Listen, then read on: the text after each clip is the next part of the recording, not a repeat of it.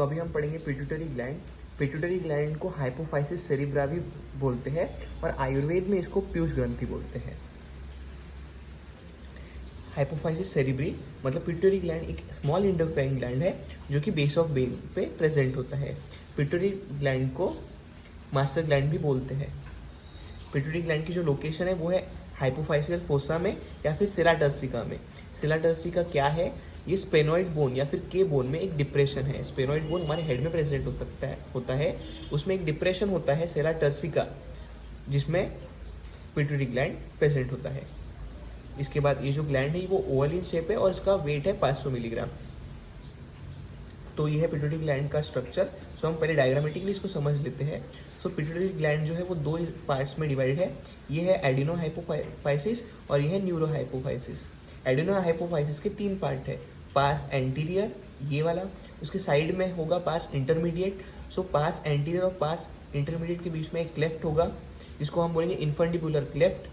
पास anterior और पास intermediate दोनों आगे जाके कंटिन्यू होंगे पास ट्यूबरलिस में। ये हो गए एडिनो हाइपोफाइसिस के 3 पार्ट। उसके बाद हम पढ़ेंगे न्यूरो हाइपोफाइसिस। न्यूरो हाइपोफाइसिस के भी 3 पार्ट है। ये है पास पोस्टीरियर, आगे जाके कंटिन्यू हुआ इन्फंडिबुलम स्टेम में और आगे जाके कंटिन्यू हुआ मीडियल एमिनेंस में। उसके बाद जो ये पिट्यूटरी ग्लैंड है इसके सुपीरियरली हमको मिलेगा ऑप्टिक काइज्मा, ऊपर हमको मिलेगा थर्ड वेंट्रिकल और ऊपर होगा डायफ्राम सेल्ली। सो हम इसके बाद हम इसके रिलेशन पढ़ेंगे। सुपीरियरली क्या प्रेजेंट होता है? डायफ्रामा सेल्ली।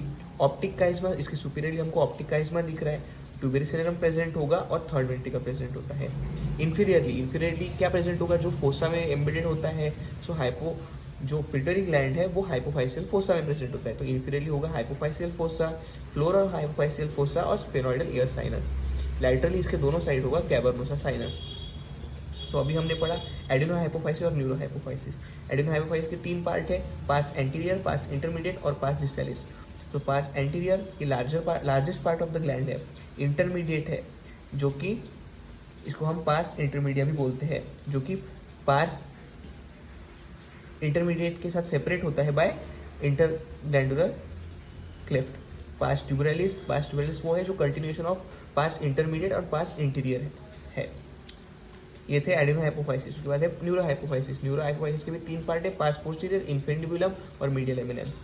पास पोस्टीरियर जिसको पोस्टीरियर लोब भी बोलते हैं, इन्फेंडिबुलर स्टेम जो आगे जाके कंटिन्यू होता है पोस्टीरियर लोब में, और एक होता है मीडियल एमिनेंस।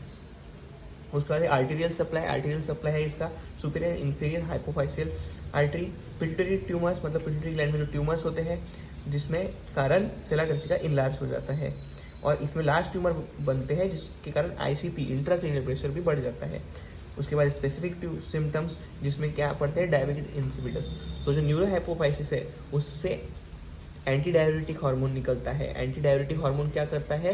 वाटर को बॉडी में रिटेन करता है। अगर उसने वाटर बॉडी में रिटेन नहीं किया तो वाटर लॉस होगा, जिसकी वजह से डाययूरेसिस होगा। तो उसकी वजह से डिसीज होगा, उसको हम बोलेंगे डायबिटिक इंसिपिडस।